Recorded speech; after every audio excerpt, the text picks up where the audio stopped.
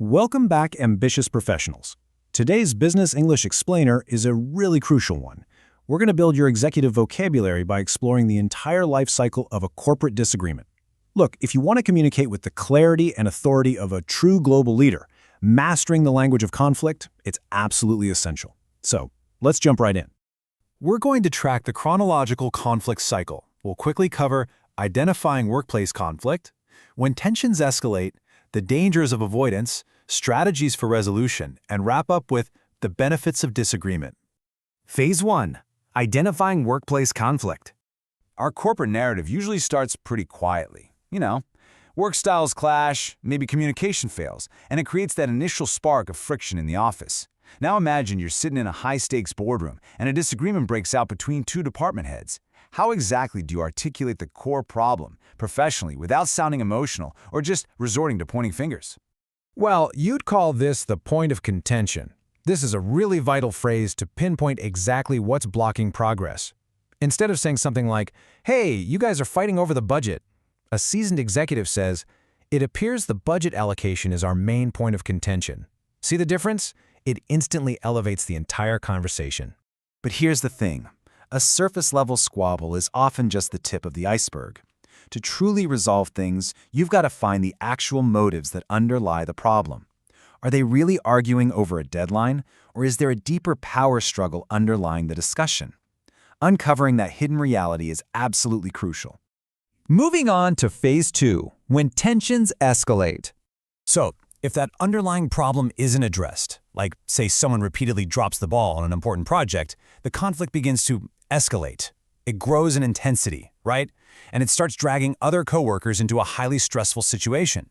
What started as a minor email misunderstanding suddenly escalates into a full-blown departmental standoff. During this kind of escalation, empathy is key. As professionals, we have to avoid resorting to microaggressions when we get frustrated. You know what I mean?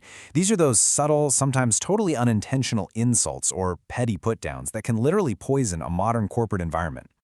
Honestly, it's just so much better to communicate clearly than to constantly be at odds with your team members. When two leaders are at odds, it means their constant state of disagreement is just halting productivity completely. It makes the workplace incredibly uncomfortable for everyone involved.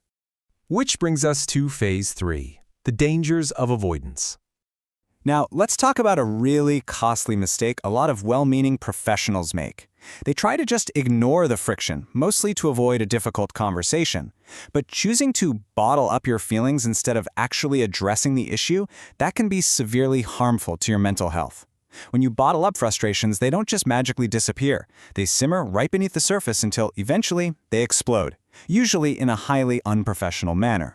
And this brilliantly illustrates the whole concept of groupthink, where a lack of healthy disagreement actually leads to a complete lack of innovation. In a groupthink scenario, you've got everyone just nodding along with a flawed proposal simply to keep the peace. You're sacrificing quality for this sort of artificial harmony. So the real takeaway here is that avoiding conflict and giving into groupthink is incredibly detrimental to the success of an organization. It's a highly destructive habit, for sure, and it prevents a business from adapting and growing in a fiercely competitive global market. All right. Phase 4. Strategies for resolution. This is the part where you step up as a leader and actually implement actionable, executive-level strategies for fixing all that dysfunctional communication. Look, the best managers out there know they have to nip in the bud any destructive criticism early on to protect the corporate culture. Nipping something in the bud just means you spot the very first signs of trouble and you intervene immediately, long before it ever has the chance to escalate. One great way to do this is by applying the interest-based relational approach. This is a premium strategy originally developed by the Harvard Negotiation Project, and it follows 4 exact steps. First, you separate the people from the problem. Second, you focus on their underlying interests. Third, you find options for mutual gain. And finally, you insist on using objective criteria to make the final call. If you're in a tense meeting, you might use this exact sentence to take control. Let's try to reframe this point of contention so we can find a workable compromise. To reframe simply means to shift the perspective. You're changing the narrative from a battle into more of a collaborative puzzle. And a compromise? Well, that just means both sides make slight concessions for the greater good of the company. But let's be real, sometimes internal efforts just aren't enough. If management itself is causing the issue, you might actually need an impartial mediator to step in, diffuse the tricky situation, and basically stop the interpersonal tug of war. The mediator acts as a neutral bridge, just ensuring fair communication across the board. Finally, Phase 5, the benefits of disagreement.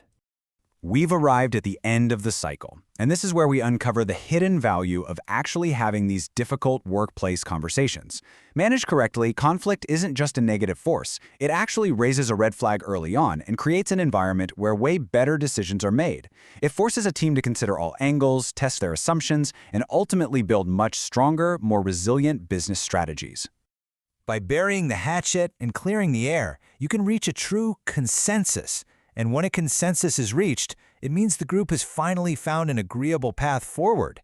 It ensures that personal differences are no longer affecting the quality of the work. Plus, when everyone feels encouraged to speak their mind rather than bottling things up, you secure massive buy-in for new corporate initiatives. Buy-in is practically the holy grail of leadership. It means your team genuinely supports the decision because, well, they were actually part of the rigorous debate that shaped. Ultimately, mastering these specific vocabulary words allows you to completely transform destructive fighting into constructive, professional resolution. You're basically shifting from a culture of blame to a culture of premium, executive-level problem-solving.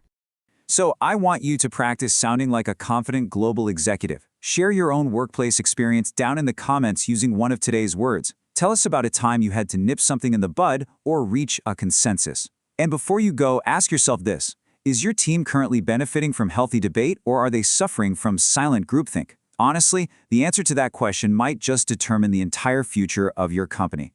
Be sure to like, share, and subscribe to The English Effect for more premium learning, and I'll see you in the next explainer.